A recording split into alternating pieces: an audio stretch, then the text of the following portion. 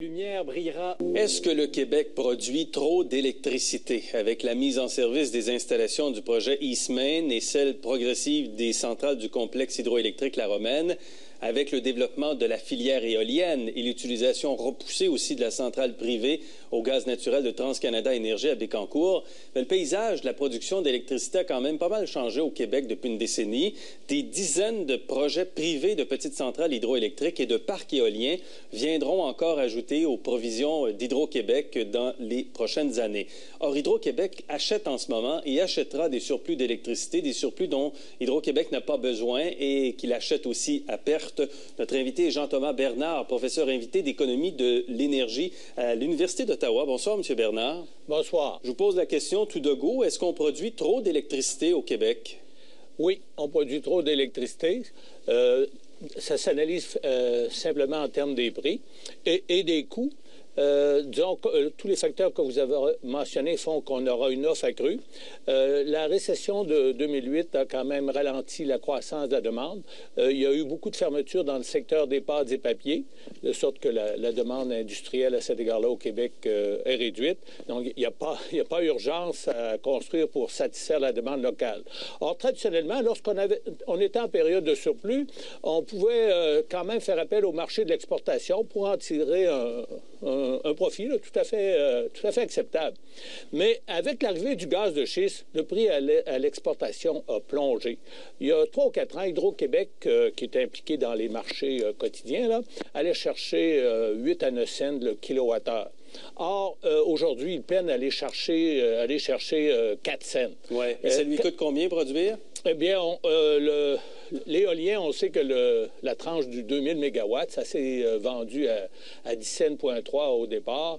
Et la plupart des projets que vous avez mentionnés, les achats auprès des communautés locales, les Autochtones, la biomasse auprès de l'industrie forestière, ça se vend à peu près à 10 cents le kilowattheure. Donc, il n'y a pas de marché rentable à l'exportation pour d'électricité à ces coûts-là. Alors, est-ce qu'il y a eu des erreurs qui ont été faites dans les estimations? Est-ce qu'il y a des gens qui se sont trompés? Comment se fait-il qu'on arrive à cette situation-là? Bien, évidemment, l'impact de la récession de 2008 se prolonge beaucoup plus longtemps qu'on l'aurait espéré. Mais la donnée fondamentale là, qui a changé, c'est la chute du prix du gaz naturel. En juillet 2008, il se vendait 10 à 12 $ le millier de pieds cubes, là, le prix que on entend tous les jours sur le NYMEX.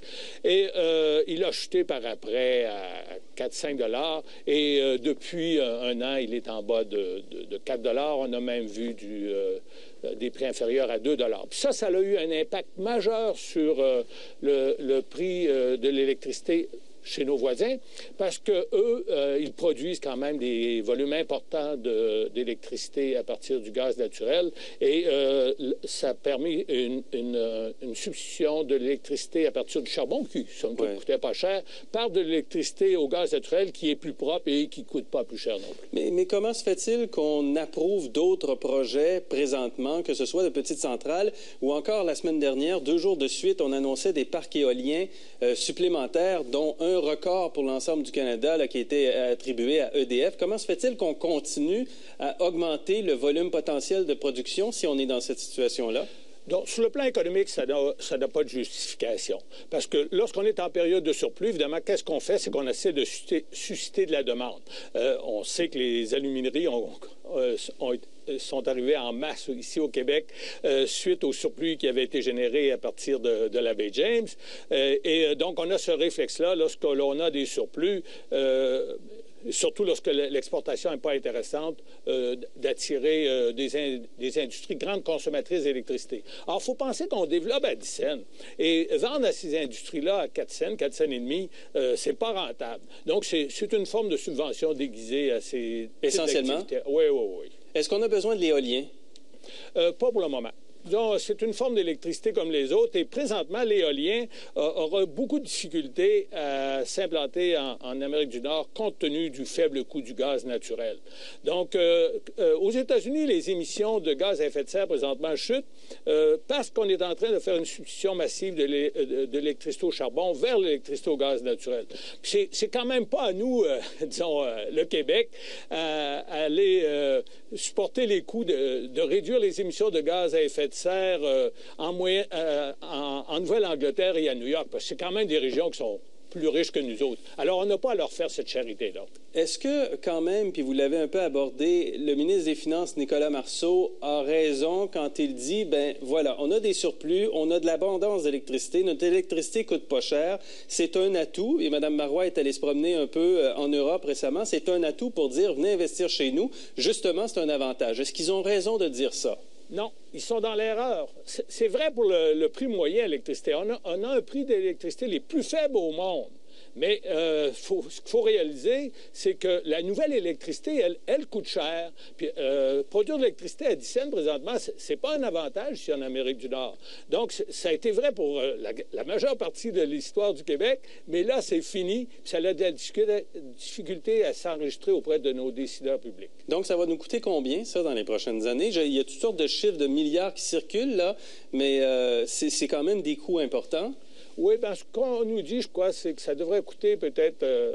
évidemment, on a pris ces engagements-là. Donc, il faut payer, puis ça va passer quelque part dans la facture. Il faut les respecter. Il faut les respecter, oui, oui. Donc là, on va payer soit par des hausses de tarifs, ou encore par des baisses de dividendes versés au gouvernement. Donc, on va payer soit directement à travers nos factures d'électricité ou à travers des hausses de taxes autrement. Là. Ça, c'est la bonne nouvelle du jour, hein?